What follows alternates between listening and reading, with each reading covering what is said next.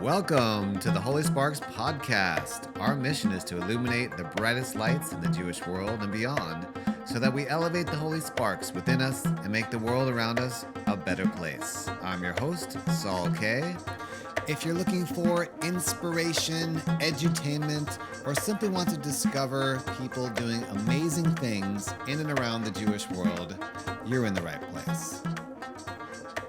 Also want to give a big thank you to our sponsor, JLTV, Jewish Life Television Network. JLTV is a 24/7 cable and satellite television network delivering news, history, and entertainment. JLTV brings together the greatest voices from around the country, across the world, and from the Holy Land. Go to jltv.tv for stories that inspire. Welcome to the Holy Sparks podcast. Ladies and gentlemen, Saul K here. Super excited on this episode here in mid-August. We have a special guest from California, and without further ado, let me edify the man properly. Rabbi Mark Blazer is the president of the Jewish Life Foundation. The foundation's mission is to promote Jewish culture. The majority of its educational programming airs on Jewish Life Television, JLTV. JLTV is the only international TV network dedicated to uplifting and Jewish values programming. He has served as a spiritual leader of Temple Beth Ami in Santa Clarita, California, since 2000. Mark is the founder of the Albert Einstein Academy, AEA, the first K-12 Hebrew charter school in the Western United States. Within 3 years of opening, AEA was in the top 1% of high schools in California. It now has schools in California, Ohio, and coming soon to Arizona. Rabbi Blazer also serves as chaplain for the LA County Sheriff's Department and has served as chaplain for the California Department of Corrections. For 8 years, he ministered as the only prison rabbi serving statewide across California. Rabbi Blazer studied at Oxford University and is a graduate of the University of California, San Diego.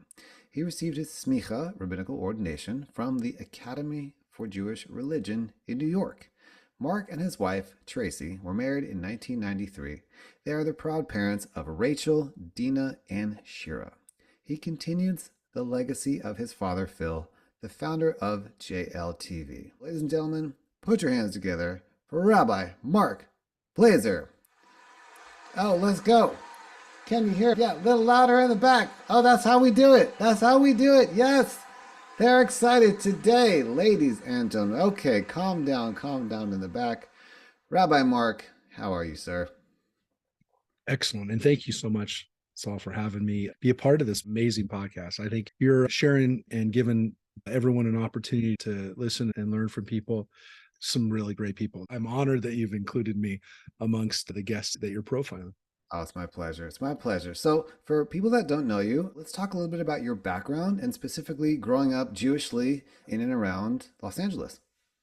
It was an interesting background. We have a lot of great things going on in the Jewish community in LA. I think we always also, by the way, have a feeling of inadequacy when we compare ourselves to our East Coast friends, especially in the New York area. But look, as second city, at least when it comes to the Jewish world in our minds and what that means, it's part of it. I think it's exciting. And I think it's most exciting, obviously, when it comes to the nexus point where entertainment and Judaism comes together. That was my world because my father, Phil Blazer, was like a Jewish media entrepreneur and someone that really, it's hard to compare or to say that other people have done this model because there really was no model for what he did. He started out as a DJ, actually a secular jazz DJ, moved into Jewish radio, then moved into Jewish newspaper, and then started a Jewish television channel or station first, actually a program, which became a network, which became JLTV, which is now in every state and outside of the United States and is streaming all over the place. You can watch it literally almost anywhere, including, believe it or not, in China. It's outside the firewall or beyond the firewall, you can watch it. And so it's an interesting thing because I grew up with media surrounded by specifically Jewish media and also with a community where we had a lot of great things. And I feel fortunate to be able to have been in this community and then later on to be exposed to some other communities. But I love LA and I really do. And it's not just because I was born here and then chose to come back, but there's a lot of great stuff that happens here. And we love traveling outside of it. I don't think it all happens here. I'm trying to always push myself to see what's going on in the Jewish world outside of LA, but it's pretty cool stuff here. I love it. I think of I love LA. I So almost started singing that. have to I sing. was at the Dodger game Sunday and we got to sing that. We got a win. So yeah, I think about that. And Randy Newman, by the way, who's written so much good music, but another intersection of Jews and entertainment. But yeah, I do. I love LA. And so, did you go to Jewish day school growing up, or was that Yeah. okay? Yeah. Tell me So about it was interesting because I was actually, again, and I think about it now only from the space of looking back in time now, 45 years. My family actually helped start the first community Jewish day school in LA, Heschel Day School, which is not associated with the New York school that started later, but the Heschel Day School started as a community day school. My family was involved in the first year of that school, and my father actually was the third president of the school and was very involved with the school's eventually decision to locate into Northridge, which is actually where I grew up in the north side of the San Fernando Valley. But yeah, we had day school, which I actually saw grow. And thankfully now in 50 years later is a real center of Jewish life, especially in San Fernando Valley in Southern California, but was really a kind of a model for what other communities could do in starting a day school that was free of one institution and it essentially becomes its own institution. So that was really cool to be a part of that, to see that, to witness it, to be a student of it. It was a great environment. And then I was thrust into a public school, high school afterwards, which was very different for me, a little bit of a shock. But it instilled within me this idea that there should be like a balance in life, and also what are the benefits of both a secular parochial school and public school, which is one of the reasons why, as you mentioned in my bio, one of my most cherished involvements and accomplishments in my life has been the establishment of Hebrew language charter schools, which to me are a fusion of parochial school, a Jewish private school model with a hybrid, and was serving the general community in a public school in a free environment. So yeah, I got the best of both worlds, I think, and got to experience the positives and negatives of both systems. But it was also cool to be a pioneer and to be part of something new, which has always also encouraged me to not be afraid. And I inherited that from my folks, from my parents, was that it's tough being on the front end and to be out there in the vanguard, but you also get a sense of accomplishment and a sense of being a chalutz, being a pioneer, which is no one can ever take that away from you. And there's a sense of feeling like, yeah, it could have gone either way. It could not succeed and could have been over. And so there is something really cool about that from my childhood. And it inspired me, I think, to do some of the stuff that I've done, not to be afraid. I love it. I love it.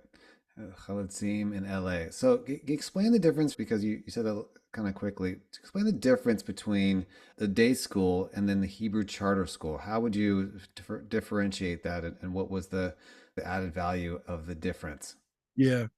Charter schools actually started it's actually about 30 years that they started, but they started primarily, actually the first charter schools were in Minnesota and then in California. So California was actually a leader in charter schools.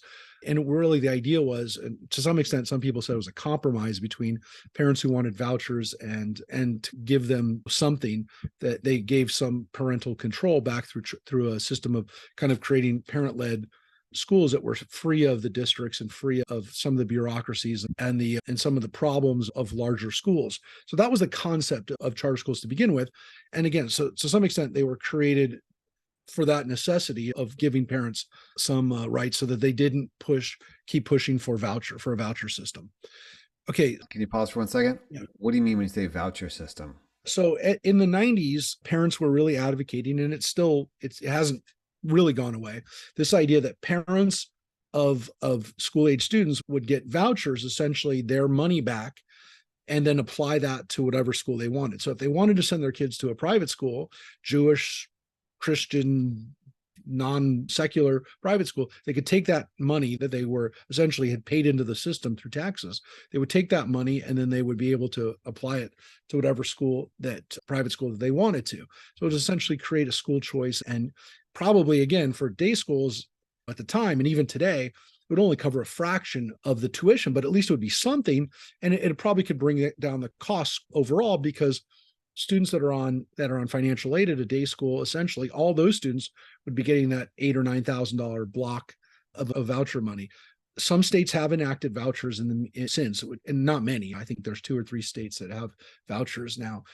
But the charter school concept was essentially, well, we'll let parents have control of this. They can set up their own schools, and they have to follow and are accountable to the state or to whatever local authority that they've been granted their charter. But essentially, they run their own school. It has to be open enrollment, which is a major difference between private schools and charter schools, is that charter schools have to be open for people of any background. They have to be just an open lottery, an open system of admission.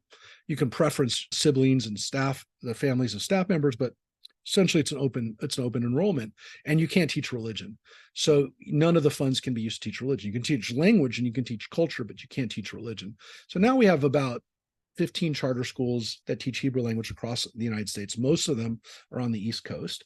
And they got funding from there was initial funding from some Jewish philanthropists. But the Jewish community has always been uncomfortable with what these charter schools would look like and whether they would hurt private Jewish day schools. But again, they can't teach religion. They're also free, though. And so that's the trade-off, is you can't do everything you do at a Jewish day school, but at a Hebrew language charter school, you can teach language, you can teach culture, and it's free. And also for children in geographically challenged areas, I would say, there's no day school in their midst, which was the case that I had in Santa Clarita. In our part of LA County, we were 25, 30 minutes from the nearest day school. That this allowed students to at least have some exposure to Hebrew language on a daily basis, and allowed a community that would never have a day school to have something a little bit like a day school. So it's a hybrid. We understood the challenges, the limitations, the whole structure, but it turns out, it's been my experience, and this is what we're doing in Arizona. We're opening up a school in August of 24 in Arizona. We've already been given our charter. And we're just finally coming up with a location. It will be in Scottsdale, I can tell you that. We're going to open a Hebrew language charter K-12 school that was approved in Arizona for that community, and it's an open enrollment. So we'll see what happens, and we're very excited about getting that charter. We just got it this year. Again, a charter is essentially the agreement, the contract you have, in this case with the state of Arizona, to operate this school. And we've already hired a principal. We're in the process of setting the location, everything else. And then again, we'll see what happens, but every one of these schools are different. And we ended up starting schools in Ohio that didn't teach Hebrew because we were not in an area where the parents wanted it.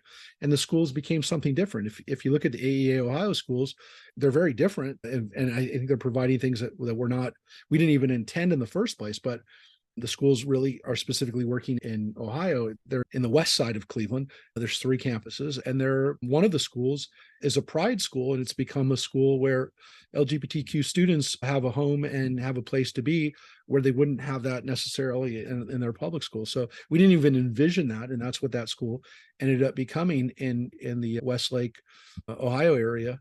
Those campuses there in Olmsted, that's what happened. So again, sometimes they end up growing or becoming things that you never even envision. It's like being a parent. You're going to have a child, the genetic information you're passing on maybe, but you don't know how it's going to turn out necessarily. You can do your best and you can guide it, but you never know.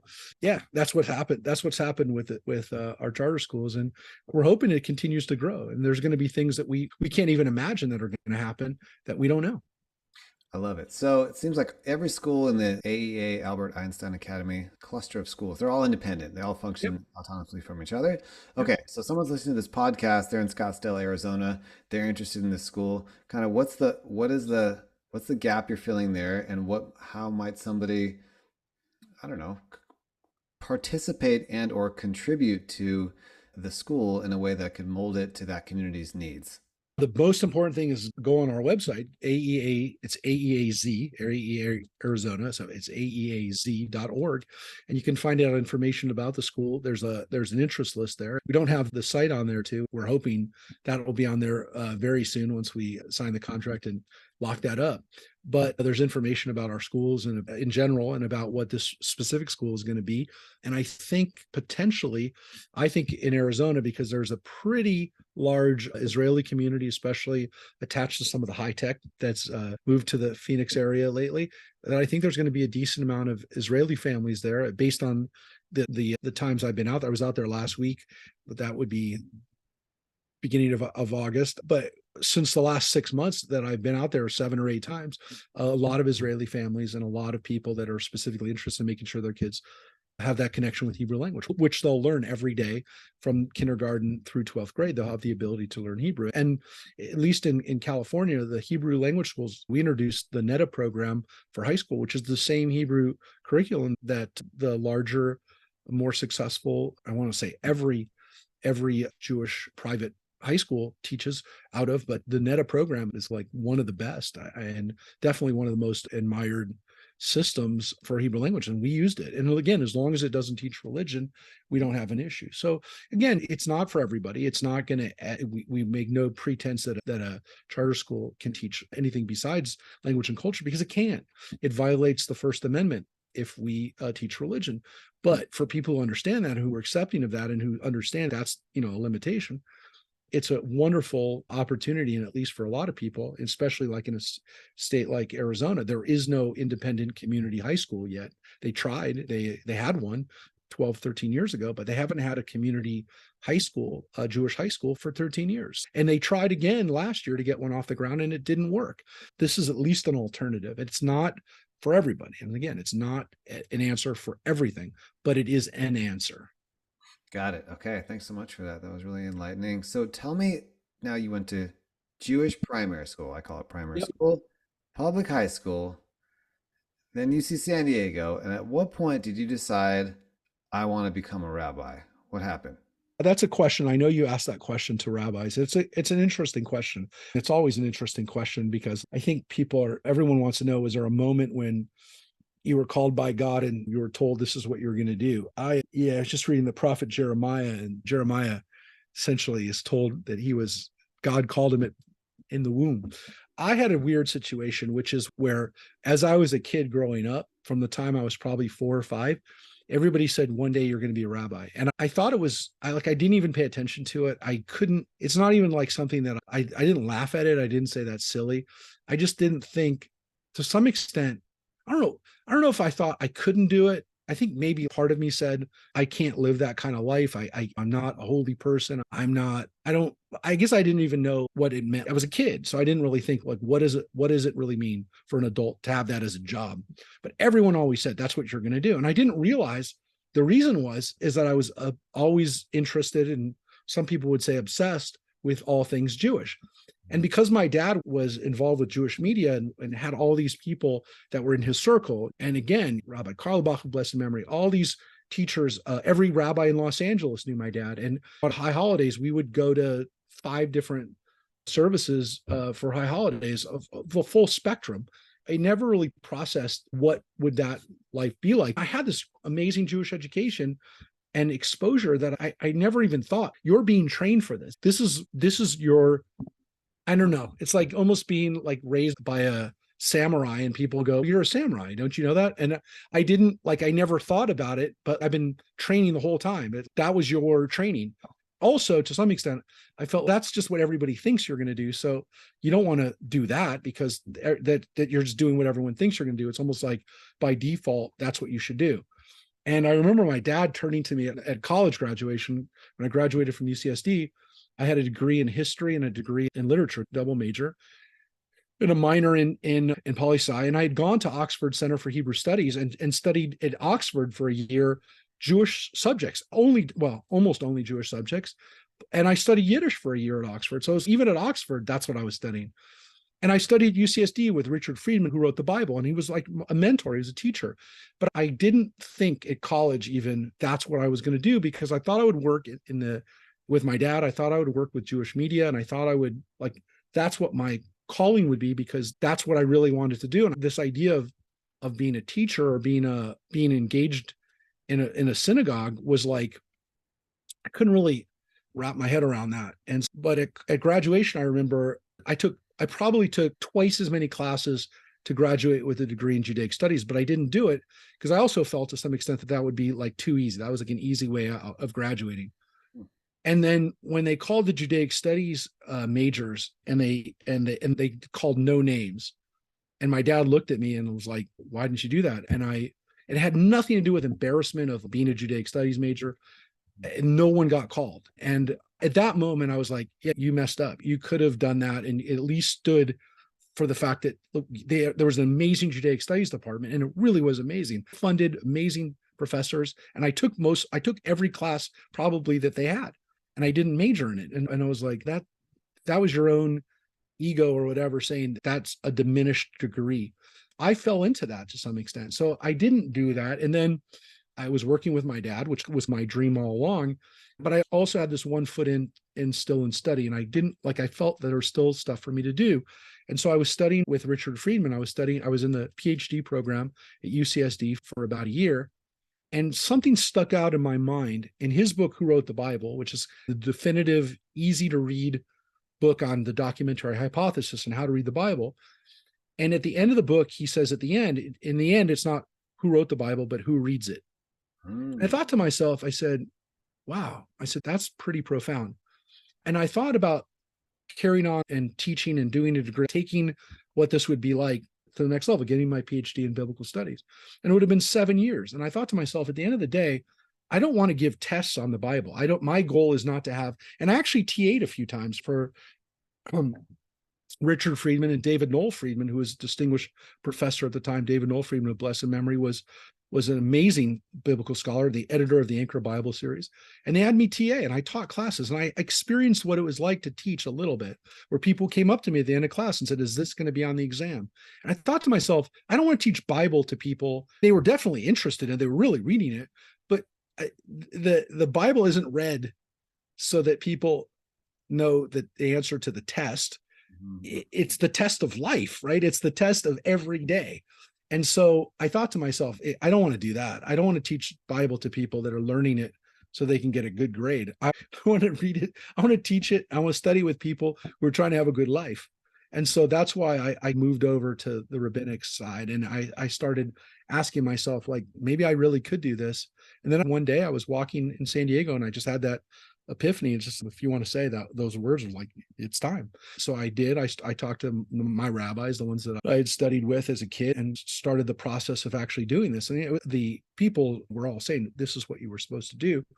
And it was only 2 years out of college. I'd only graduated 2 years ago, but I almost felt I delayed it. I delayed what this line should have been. And even still, I was one of the youngest people in my rabbinic class, but it was the right time. And that's when I decided, yeah. The irony is that Richard Friedman started as a rabbinic student at JTS and ended up becoming a professor. I started in the academia and then moved to, and I don't know that he was ever really 100% happy with that, but I really did feel like I could do more with my knowledge and love of the Tanakh in that setting, as opposed to the other setting. And I just taught a class today, and I do every Tuesday on the Tanakh. It's Nach now, so I'm in the prophets. And I just did a class on Jeremiah this morning. And I thought to myself, I'm still using the stuff that I learned from him and with him, but I'm teaching adults and I get to teach kids. The next day I'll get to teach B'nai Mitzvah. And so I really love being able to work in the world of Torah with kids of all ages. And then again, as we're starting to expand into JLTV, now taking a greater role in JLTV, I am able to now to study or to give some exposure. I don't have the one-on-one interaction with people that I get teaching in a classroom or even over Zoom, but with JLTV now we have the opportunity to spread this light with people all around the world, which is really exciting. I love it. So it's the classic hero, the monomyth legend, right? Joseph Campbell. Every hero, every great leader says no, right? First, and it's always delayed, and then eventually you're called. And so I think it's a great story. And that, look, if Richard Friedman hadn't come into academia to inspire you to go into your rabbinic tract, who knows? So it's all what I call hashgacha prati, which is divine providence. I did have a question for you that was very interesting in your bio. You, at one point, were one of the only prison chaplains, and I wanted to ask you what drew you to that work, and maybe you can tell a couple stories of that, because I'm sure you have a lot of amazing experiences from working in the prisons. Yeah. And it's interesting because they say like every rabbi has at least one book in them. I always think that if I ever write, like one of the books I need to write, or one of the stories I need to tell some way, are the stories of what happened when I was working in the California prisons.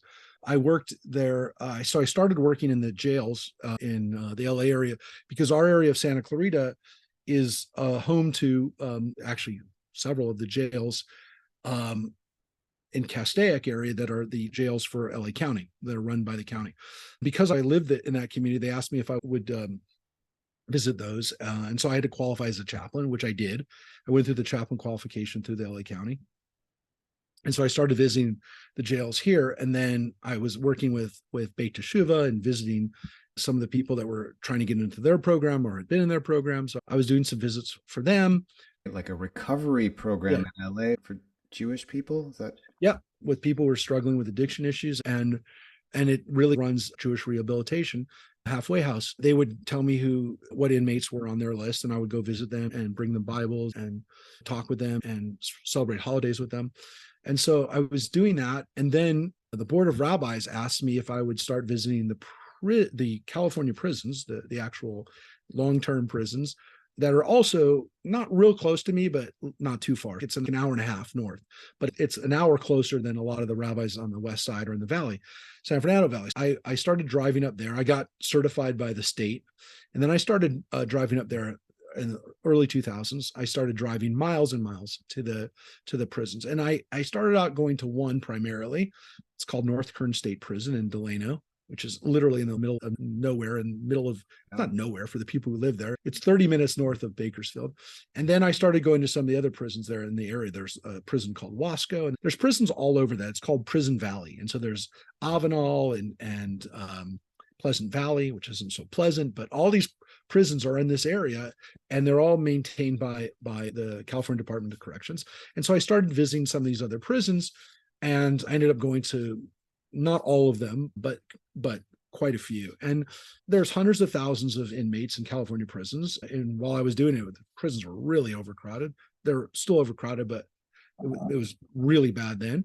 And so I would visit with Jewish inmates, anybody who sent in a request.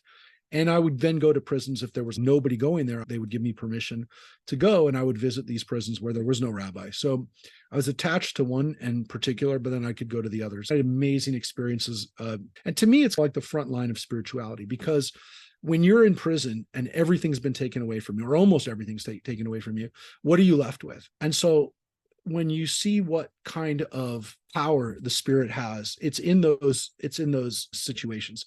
Look, some people, it's almost hopeless, but they're still holding on, and there's still something that is driving them. And in some of those places, people really go through transformations. And again, I can't speak about rehabilitation. I can't speak about penalties. I can't speak about any of that, but I can tell you that there are people in the moment, or in that moment, who definitely have gone through spiritual transformations. And what the easy stuff was the stuff where there's like a straight crime that was committed. They're in prison for a certain amount of time. A lot of it was related to addiction, and hopefully they'll be okay when they come out. But the interesting stuff that was like a little harder to deal with, and it was actually a lot of it, was people who were not raised Jewish, but who had picked up Jewish practices, and meaningful Jewish practices. I'm talking about people that said the Birkat Hamazon after every meal in prison. I'm talking about people who said the Shema Ve'ahavta, who were from hardcore Mexican gangs that had at some point picked up the tradition of saying the Shema Ve'ahavta every morning in Hebrew. And I'm telling you, I saw it there was no reason for someone to invent that. They were doing it every day. And there were people I would talk with Midrash, with people who were there for serious crimes, and they had no exposure as children. Either they weren't raised Jewish, or they had no exposure to these things, but because they were in prison, they had time to read, and they had time to really think about these things. I saw some amazing stuff, and I saw some really sad stuff.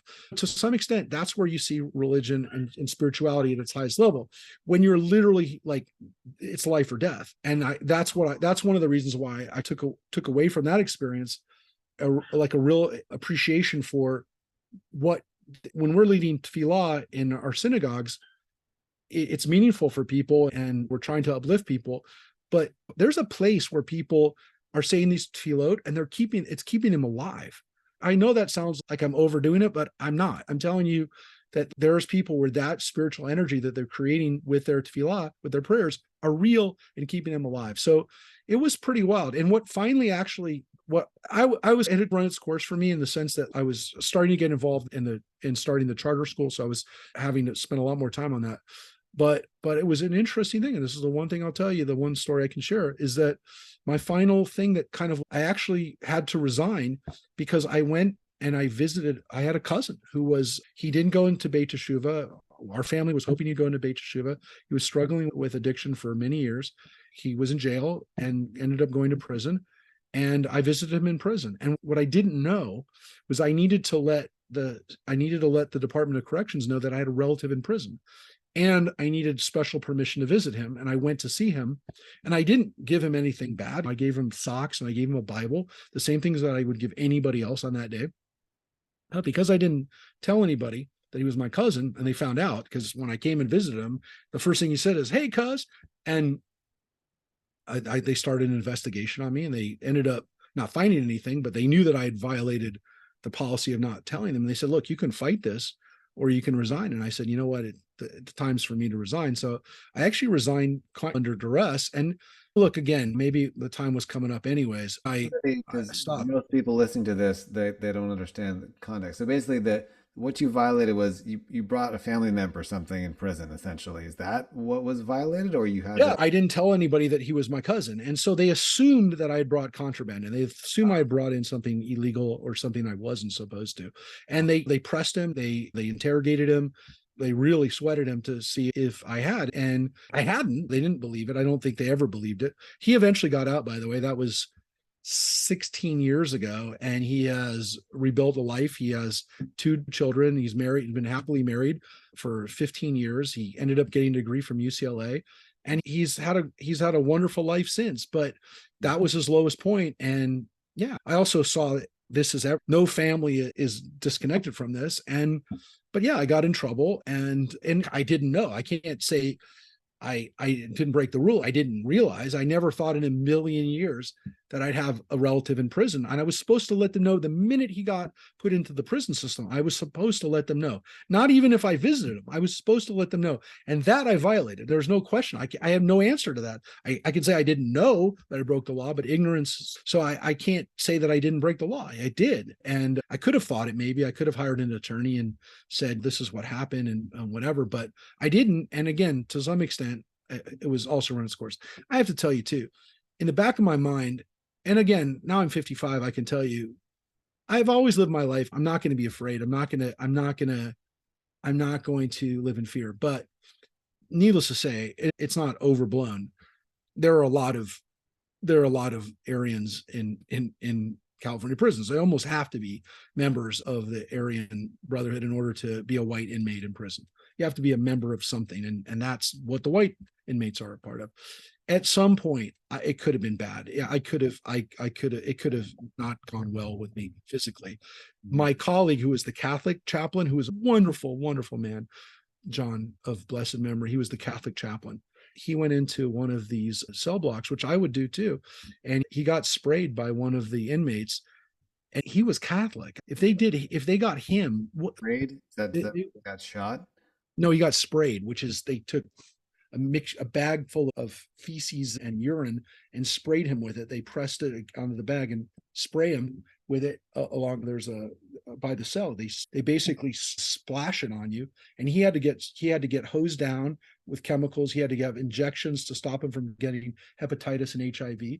And it's just, he had to be on watch. He had to be basically at home for a month afterwards to make sure he wasn't going to develop any contagious diseases. He was the nicest, sweetest guy, and he's since passed. Not from that. I thought to myself, that's what they did to the Catholic chaplain. I said, what are they going to do to the Jewish chaplain? And I was worried, not just for my own physical safety, but I was worried for the inmates that I visited, because I used to wear a yarmulke all the time when I was visiting inmates. And the inmates would say, don't come out here with that, because they'll know I'm Jewish. And I didn't even think about it. They had requested me to come, but they wanted me not to be so obvious that they were Jewish. That was a real thing. And at some point you're pushing it. At some point, the odds are it's just not good odds, especially if everybody Eight, knows you're the rabbi.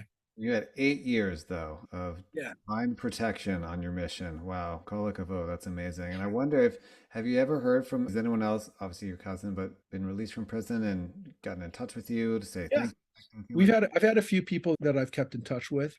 It's interesting. I love hearing from the inmates when they've turned their life around. Unfortunately, I've had a few people who died prematurely, very early because of addiction and because of the lifestyle that they were in. It just caught up with them.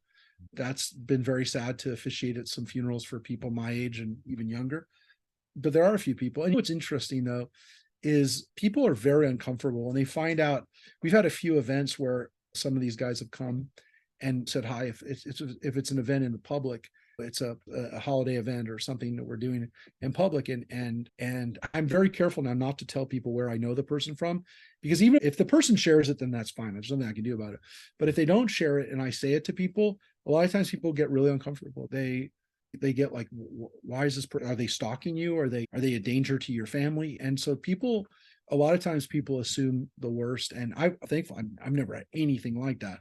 But there are people who are like, they get defensive for me, or they're even worried for themselves that they're in close proximity to that. I'm careful about it now. I don't introduce people as saying, hey, this is an inmate that I used to visit with, because I don't want people to formulate an opinion about the person. And some people have preconceived notions about what life is like for people who at one point are on the inside.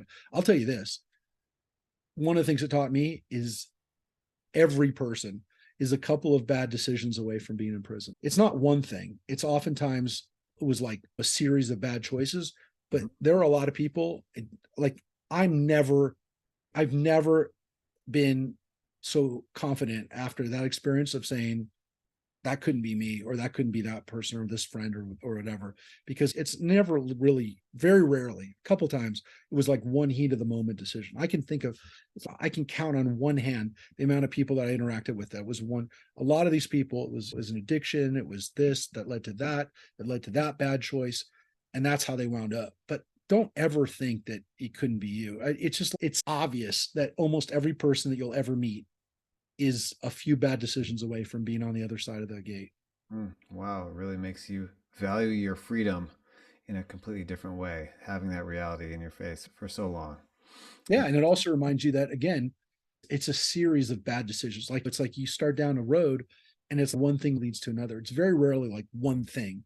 And so you also have to think, hey, do I have a chance? Because if that's the case, right? If it's a series of decisions, that means almost every time that like that really bad decision was made, or every day that a bad decision was made, there was a chance not to make that decision, which in a hopeful way means that there's a lot of ways to get off. The way to get off of that line, that chain, that direction, that branch, you can go off in other ways. It doesn't have to be that way, because very rarely is it one decision, one bad moment, and it just ruined everything.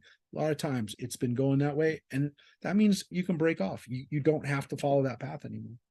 Yeah, I heard this great midrash about last week's Torah portion, which was Re'eh, talking about kashrut, and really the two of the qualifications for kashrut is animal has to chew its cud and have completely split cloven hoof, right? And so what does that mean? Okay, chewing its cud means you're thinking about things. For us, we always want to take the iyun for us in our own lives. You think about, make decisions, and you always have two choices, right? Obviously many more, but you always have these two options. So it definitely reminds me of that. Okay, so I want to transition to an impactful relationship in your life, which was that of yourself and your father with Rabbi Shlomo Carlebach. And I'm wondering if you could talk about that a little bit and how that impacted you.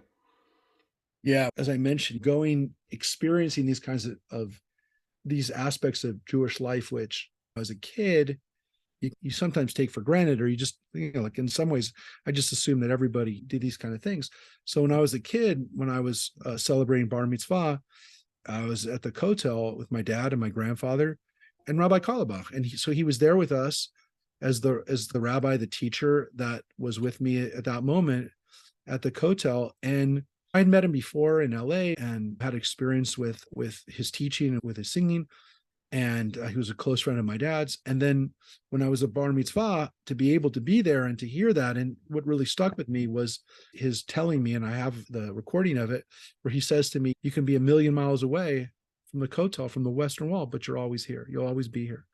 And I thought that, like, all throughout my life, that I can always be there. In my mind, I can always be at that place. And so for me, I think about it, and I just got back from bringing 4 young people to celebrate their B'nai Mitzvah at the same place, at the Kotel. And I thought to myself, transporting people to that place so that they can have a moment where they can also know that there always will be here too, is something that I never forgot. And so being around people like that, being around teachers like that, and again, that was what my dad had taught me, but for Carlebach to say it in a way that was so much in his style, and in a way that you can quote it, that's the difference. And that's why it always sticks with me, that having that experience, having that moment has stayed with me. And again, it's strange because even to this day, like, I think about the things that bind me to the work that I do, especially with JLTV and the stuff that I do with my dad. And I think about those experiences. I think about those moments, and there were a lot of them growing up. But that one was one of the highlights. But all throughout my life, to be able to spend time with these people and to have these kind of Jewish experiences. And again, sometimes it was weird. Like, that memory sticks out of my mind. But I also remember, as I was probably 16 or 17, and I was probably no older than 16. And my dad was always also interested in, like, Jews who were, like, telling people, "Oh, this guy was Jewish. This guy," he was one of those guys that was, "Oh yeah, they're Jewish." And for his TV show, he did an interview with Lyle Alzado, who at the time was like one of the craziest football players, defensive lineman. And he was on the Raiders. He'd been on other teams, but he'd come to the Raiders, and he's now on a defensive line with Howie Long and Lyle Alzado, and these guys were just huge. And I remember we went to the Raiders training camp when I was in El Segundo in LA, and I went there and I saw Lyle Alzado, and my dad was talking to him about being Jewish. I remember seeing this guy who was so freakishly big.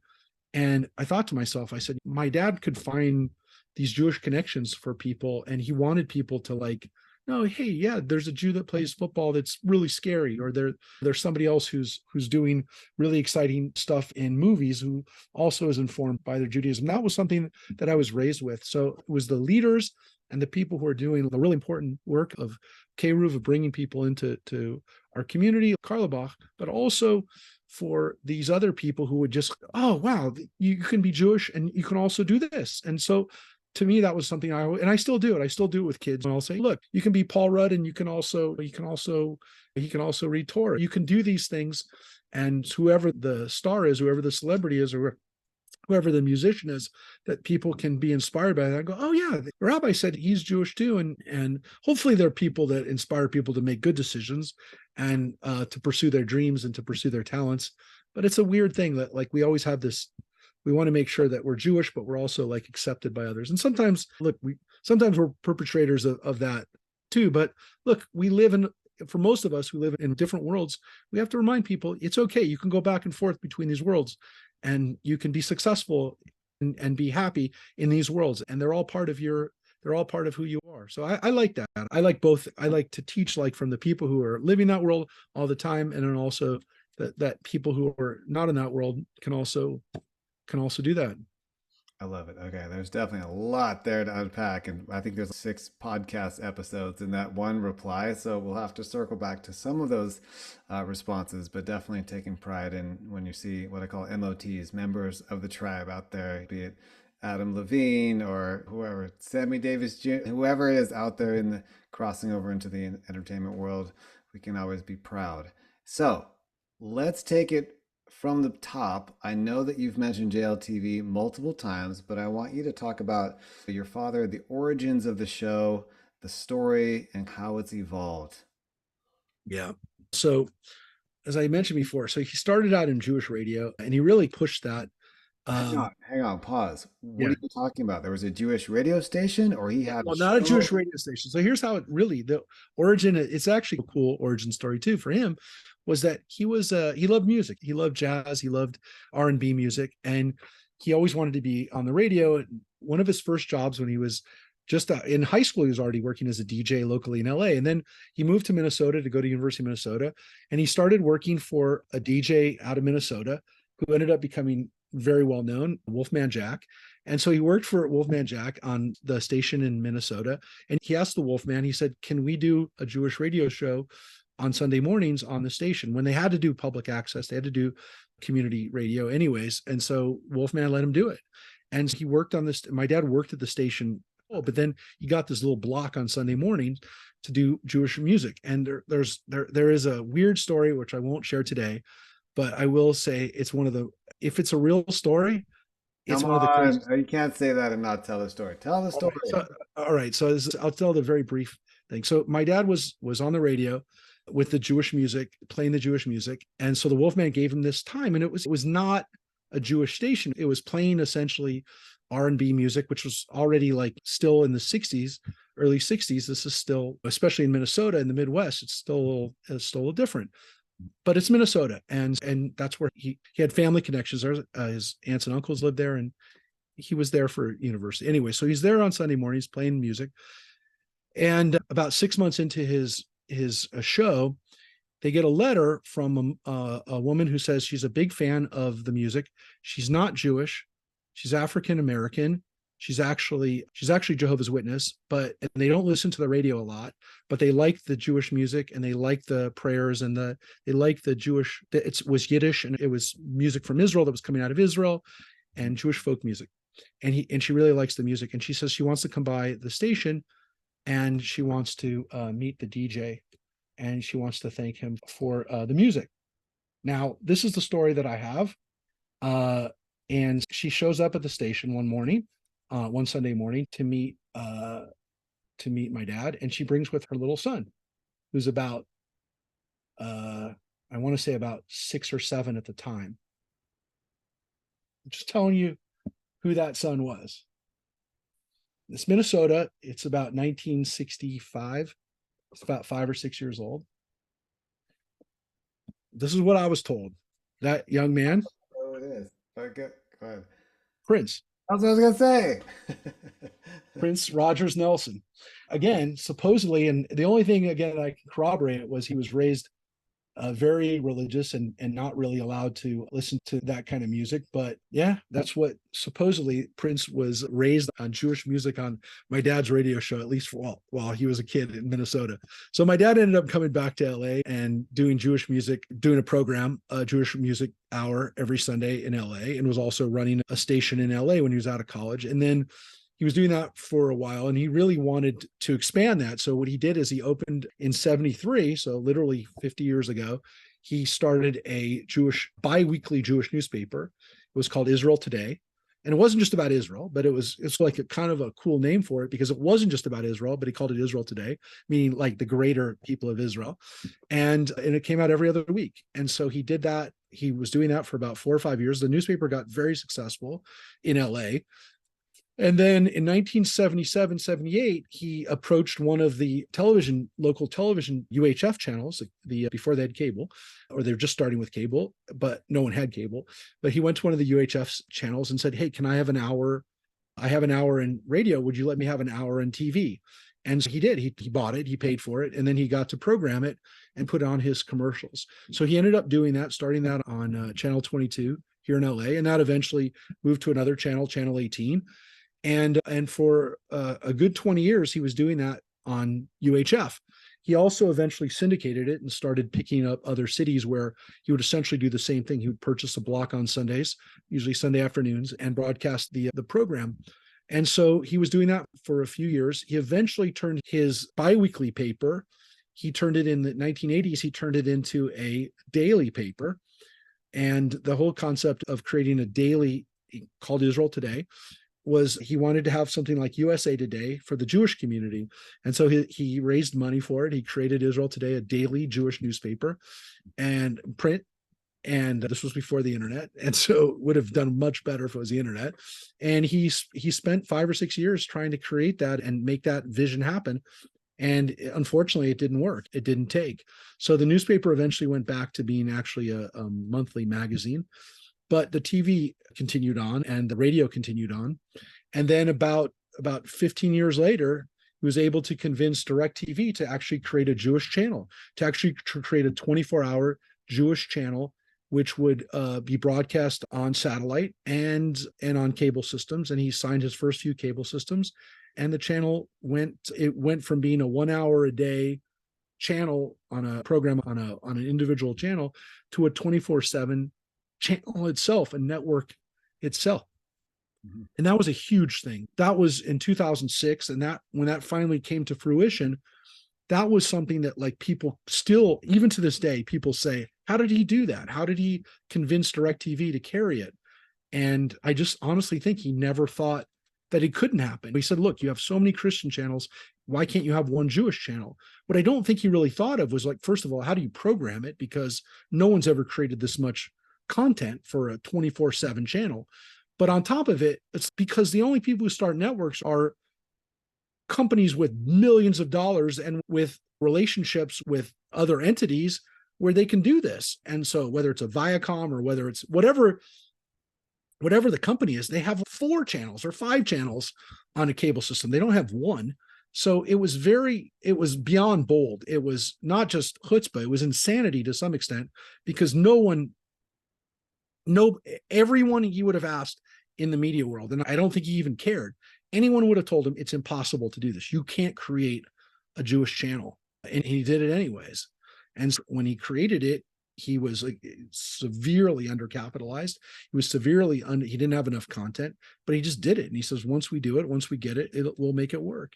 Mm-hmm. And so it's been over 15 years now, but it's still like what it looks like now is still in its early stages. It's partly because, again, there's still so little content, but also because, as I mentioned before, the Jewish community still has this issue with, and we all fall into it, that it's one thing to be on a Jewish channel, but I don't want to be on a Jewish channel. I want to be on CBS. I want to be on ESPN. If I'm recognized by the Jewish community on a Jewish channel, big deal. I want to be recognized in the greater community. And then if the local community, if my own community wants to recognize me, great. But I want to be recognized by everybody first. And so there's always this, and I don't think it's just Jews. I think any ethnic community, any niche community is going to have that issue. Mm-hmm. Yeah, we talked about this. I think it's a really interesting perspective. So now, when you say a Jewish network, okay, that's a big umbrella, but my question, and the logical question probably from anyone that's coming from any particular denomination, is where does it stand? Is it pluralistic? Is it leaning a certain way? Is it trying to influence people a certain way? Or is it simply celebrating Jewish life and culture in an open framework?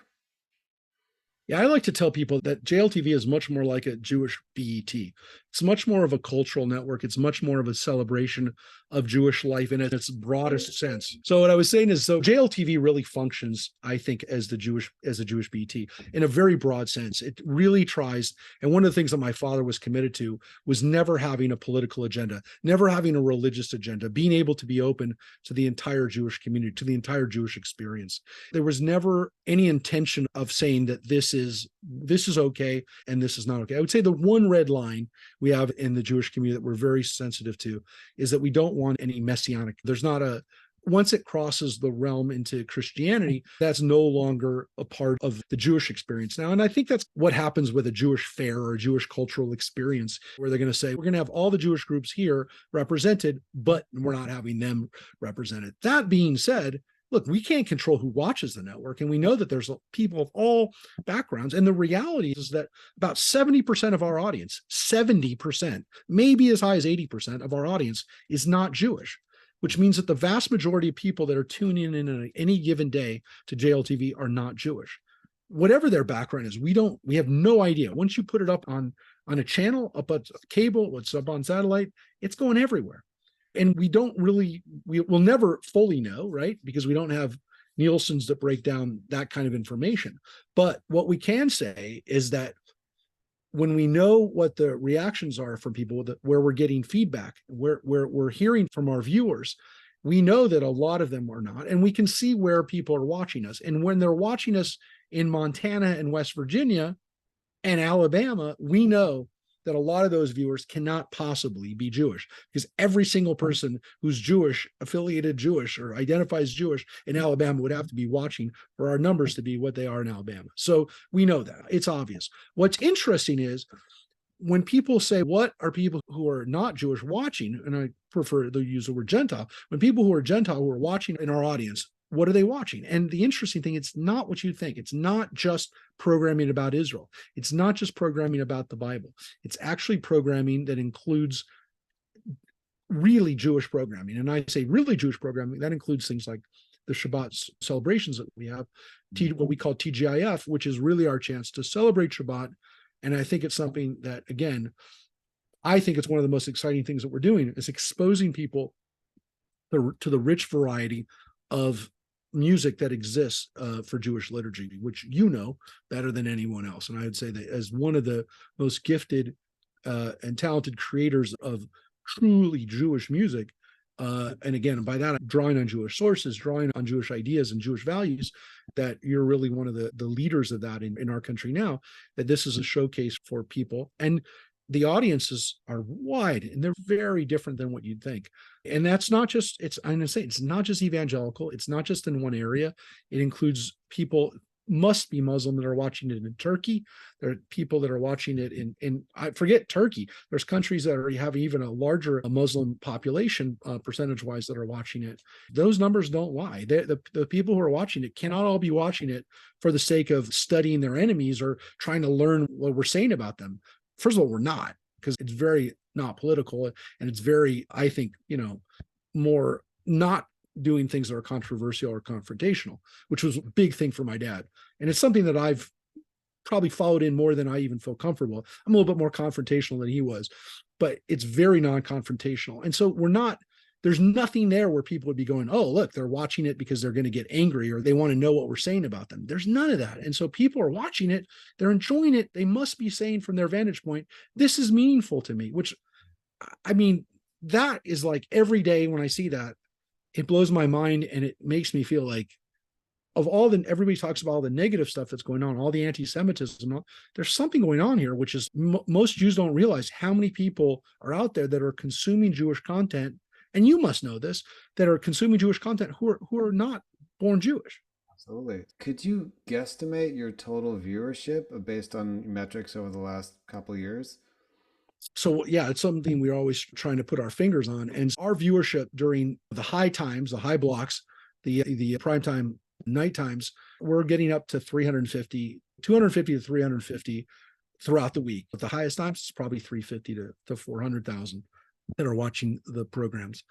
Some of the programs that I would like to be the most watched, those are not. I wish there were 400,000 people watching Shabbat. It's an interesting thing too, is we weren't broadcasting a Shabbat experience until COVID. And we really only did it because once people were streaming and broadcasting from every synagogue, virtually, not every synagogue, but most synagogues that at least allowed electricity or broadcasting, we were like, everyone's doing it, and so we're going to do it. I was a little hesitant to do it, but by broadcasting anything during Shabbos, you can make the argument that we were already, as long as we didn't have a dead screen, some people could say that we're violating that. So then the question is, are we going to give people content that's meaningful? And when people couldn't go to synagogue, we were like, this is a no-brainer. Let's put on as much spiritual content as we can to uplift people during Shabbos. And so that kind of changed my feeling about it, because I didn't want people to be offended by it. I really didn't want people to feel that way. And as a congregational rabbi, I didn't want people to feel like, we don't want people to be in a shul, because there's no question we wanted people, as soon as they could, to be able to be in an environment with people where they can give them a hug, where they can look at people, they can see them, they can see when they're happy, when they're crying. There's no equivalent to that in any experience digitally or any kind of broadcast. So I don't want to take people away from human contact. At the same time, look, this is a reality. This is what we have now. And so we're going to provide it. And again, to try to do our best by the viewers, by the people who will see that and who have no access. We have people who are watching who are watching. There's not a synagogue within 50, 100, sometimes 100 miles from where these people are. And I'm not joking. There could be in places in Alaska, and we have viewers in Alaska and I don't mean like Juneau. We get calls from people and emails from people where we know that the nearest synagogue to their home is 100 miles. Mm-hmm. So there's not a question that this is a service to those people. again, I could put a disclaimer beyond at the bottom of every Shabbat celebration that said, hey, go to shul and be with people. I don't mind doing that, but I also don't want to offend people or make people who can't feel bad. So at the same time, everybody knows, I hope they know, and I'm saying it right now, this should not take the place of being with people, the Shabbat celebration that we have. All right. So tell me, pretty clear on the purpose of JLTV now. What do you see as the future of JLTV? Where's it going? It's a great question, because I think part of it has to do with the nature of content and how people are creating content now. Like, part of me says that I want our network to be the nexus point where content, all Jewish content, is shared. I'd love for JLTV, like my biggest vision is that JLTV will be a place where every Jewish podcast, including this one, will be, where someone could watch every Jewish movie that ever existed, will be, where people could watch and consume every Jewish news source from every point of view, every part of the political spectrum. If it's Jewish news, if it's news about Israel, that they could come to our portal and be connected to it. For Jewish learning and for meaningful Jewish classes and Jewish text study, all that would be accessible through JLTV. That's what my biggest dreams is, for us to be able to do that. And again, for us to broadcast and for us to be able to be accessed in every home. So we're working on that. We're still adding, believe it or not, we're still adding cable systems, and we're still adding streaming platforms. Now we have to continuously update the streaming platforms that we're on, because there's so many of them. For example, we're on a streaming platform called Xumo, which is XUMO. A lot of TVs come with Xumo pre-installed. Now there's all the TVs that have their own channels, like Samsung has their own channels. We want to be on every one of those TVs. We want to be on every system so that people have access to it. It's having content, and it's also having the distribution and the carriage in all those places. So I'm hoping that'll happen. But again, since so much is still in flux, so much is still happening just with the way content is being distributed, that's also, that we have no control over that. That's a lot of that's going to be what kind of content is being created in not just the Jewish community, general community, and how that interacts with each other. Whether people are going to want to watch 30-second TikTok clips versus a 2-hour movie. Who knows? But I want to be able to at least have the ability to do all of those things, and for people to know that they can come here and have access to it. Even if we're not the creator of it, that we can be a nexus point, essentially the search engine or the library point where people can have access to it. So that's what I'm hoping, because I know that's what's going to be important for us. And look, one of the things that we're doing right now, and one of the things that I have a little bit more involvement with, which is the creation of that content. So because we have the Jewish Life Foundation, because we have a nonprofit that I'm president of, which is raising money for that content, we're able to raise money and create content ourselves. And so that's another piece of what we're doing for the future, which is very exciting, which is creating that content. And hopefully, again, thinking of those things that, with the responsibility, understanding that's a sacred responsibility, that understanding that when we create, or when we're choosing what kind of content that we're creating, to some extent, we're saying what's acceptable or what's not acceptable, or to some extent, what's aesthetically pleasing and what's not aesthetically pleasing, what is acceptable and what's not acceptable. It's a big responsibility. And I take it seriously. Like I want to push myself to say, am I being open to all these expressions? Am I being open to the entire experience of the Jewish community, of where Jewish people are coming from?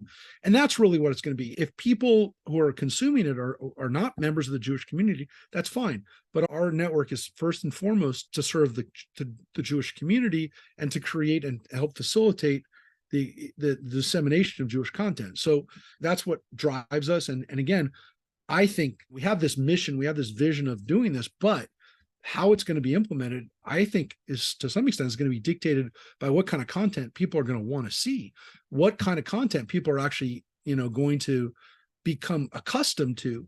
Because if we create content and it's not fitting the right form, what good is it? It means no one's going to watch it, no one's going to pay attention to it. And so that's why being a place for podcasts, which are obviously have hit another level of interest, that's something that's very important for us. And it's something that I'm hoping that we can continue to be leaders of and be involved with. It's exciting. And again, it's exciting partly because who knows? I don't even want to guess what But we definitely want to be a part of it. But what does that look like? What is this content? What does it look like in the future?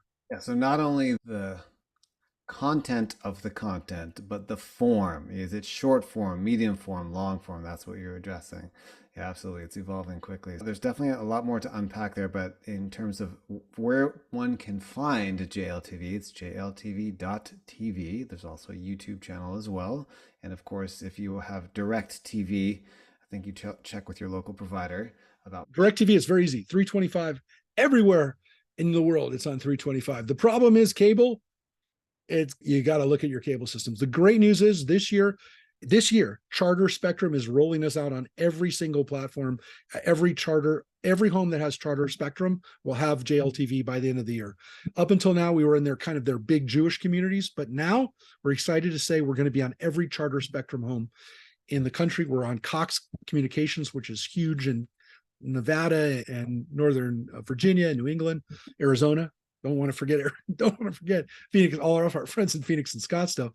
But again, go on JLTV.tv. There's a column there for a heading for channels. You can find your channel. If we're not on your channel, call the cable company, because those kind of calls make a difference. I love it. And also, if are you open to taking requests for certain types of content as well? Like people want to see XYZ or certain films, etc. Absolutely. And we've responded, if we're able to, we've responded with that. We definitely want to hear from the viewers. We want to hear what people want to see. And again, pretty much anything, I told you what the red line is, pretty much everything within the Jewish community is probably can make it on there. And we have a lot of leeway and we have a lot of freedom, I think. And one of the shows that people love that we've been airing for the last couple of years is Fauda, which you can only watch on Netflix. Prisoners of War, which at one time it's not even there anymore, but I think it was on Hulu for a brief period of time. The only places you can watch these shows on broadcast TV is on JLTV. You can't watch Fauda on any other cable channel. The only place you can watch it is on ours. On Servant of the People, that is the show that Zelensky was the star of in Ukraine. The only place to watch Servant of the People on broadcast TV is JLTV. So we've got some cool shows. We've got some really good stuff, and you're going to see Shabbat services, and I like to call them Shabbat celebrations, TGIF. We really have a chance to celebrate Shabbat with some great voices. And I'm not going to ruin it by saying one of those great voices is coming up, is a guy named Saul K. I appreciate it, and I'm happy to contribute. I've heard all the other artists. They're pretty much all friends of mine that I've seen so far, and it's a great collection of artists and musicians as well. So as we start to wrap up here, the one question I always ask every guest on the Holy Sparks podcast is, what do you feel the Jewish world needs now most, and why? As asking me right now, and part of it's probably informed by the fact that we're in these days before the high holidays, before the Yamim Noraim, before these big days coming up, looming in our minds. I definitely hope that we all feel a sense of hope. We have a sense of tikva. Somebody asked me once, a really well-known African-American minister asked me, a guy named Chip Murray, who is the minister of the First AME Church here in LA. And he said to me, similar question, like, what's the most important Jewish word? And I said, hope. He says, wow. He says, you're the first rabbi. I've asked a lot of rabbis, and that's the first time I ever heard that. I said, to me, that embodies what Judaism is about, which is looking to a better future, looking to better days. And every year, like, I hope that the next year will be a little bit better, that we'll be able to achieve a little bit more peace, a little bit more harmony, and again, like, acceptance and understanding and love with our neighbors and with our friends, and even with our people that we think are our enemies, that hopefully won't be one day. But I hope, that we have that. And I always think about that. But I hope for my friends and my family, and mostly for me. Like, at the end of the day, I wake up and I say, it all starts with me, and it starts with what I can do and what I can do for myself to make myself a better person. So I wake up and I go, I hope I can do better today with the amazing gifts that God gave me. And so I think if everybody has that sense of hope, like, it doesn't have to be the way it was yesterday, and my kids can have a better world. But it starts today by saying it, like, my kids are here now, and I know you're a father now, and you say, I hope my kids will have it better. I think that's what the Jewish people gave to the world. It's like our gift to humanity is hope. And so I hope we have hope. That's what I That's what my wish is. Shamati, which means I hear you. So, well, thank you so much, Rabbi Mark, for your time. I know you're a very busy man with a lot going on. And as always, I want to end with a blessing that Hashem should bless you with an ever expanding audience for JLTV, both in and out of the Jewish world, that can appreciate the content, the culture, connect, reconnect, and that will ripple out into the world and create a larger Jewish community and build bridges between the Jewish community and non-Jewish community, because we certainly need more of that. And I appreciate your humble spirit, and you dropped a lot of incredible wisdom, and I hope that you're able to continue to enjoy teaching, which I can tell you love doing, and spreading love and community and connection. Amen. Amen. Amen. Thank you so much for the holy work you're doing too. And I look forward to seeing you soon. Thank you so much for tuning into this week's episode of the Holy Sparks Podcast. I'm your host, Saul K. Please subscribe to the channel. It helps us more than you know. Drop a review. Share this with friends and family, people you think would enjoy the content, and we'll see you on the next episode.